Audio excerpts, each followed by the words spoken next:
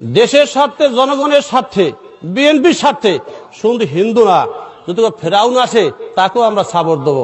দেবো কিনা বলেন? দেশের স্বার্থে কিংবা চাঁদাবাজির স্বার্থে যাই হোক না কেন বেটা, তুই নমরুদরাও ভোট দে। এদেশের মানুষ আর বোকা নয়, তোদের আর ভোট দেবে না।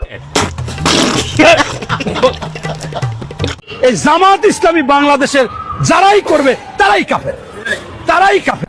জামাত করলে কাফের আর বিএনপি করলে ইমানদার, তাই না কাকা? হ্যাঁ। এনারে যদি আমি একবার পাইতাম। কি বলছিস তুই? আর ভাই রাগেন কে? ওনারে না আমি পাঁচ হয়ে সালাম করতাম। দাড়ি ফেলার ভোট নয়। কেন? দাড়ি ফেলার ভোট দিলে যোগ দেবে সবাই দেন, ইমান পাইব কিনা সন্দেহ আছে। কাকা কিন্তু মক্কার ইমাম, তিনি কিন্তু সব জানেন।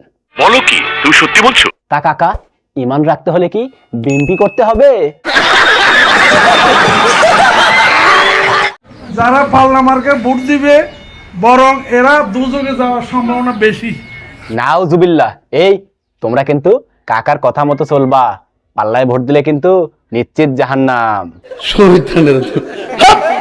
কি একটা ভন্ডামি রে ভাই, ভোটের সাথে জান্নাত জাহান্নামের কি সম্পর্ক? জামাতের সাথে ইসলাম যোগ করেছে, জামাত আর ইসলাম এক জিনিস। বলেন কি? বিষয়টা একটু ব্যাখ্যা করবে? জামাত হলো একটা বদমাইশ ফ্যাসিস্ট দল, ওর মতো একটা খারাপ জালেম, এটা বলে শেষ করা যাবে না। তাই নাকি কাকা? আমি বলি কি, অন্যের সমালোচনা না করে নিজের যোগ্যতা তুলে ধরুন, তাহলে হয়তো মানুষ আপনাকে বেশি ভালোবাসবে। নিঃসন্দেহে তুই ঠিক কথা বলেছিস।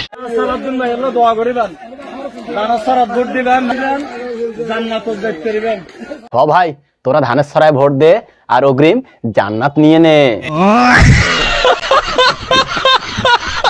আমি খুব পরিষ্কার করে বলতে চাই, বিএনপি কোনো বিপ্লবী দল নয়। বিএনপি একটা লিবারেল ডেমোক্রেটিক পার্টি। আমরা গণতন্ত্রে বিশ্বাস করি। তাহলে বিপ্লবের ফল খেতে একটুও লজ্জা করে না? আরে আমি তো ভুলেই গেছিলাম, আপনাদের তো আর লজ্জা শরম বলতে কিছু নেই। আপনারা যদি আমার পাশে থাকেন, ইনশাআল্লাহ মার্কা যাই হোক নির্বাচন করব আমি সরাই দেব মাসুদ।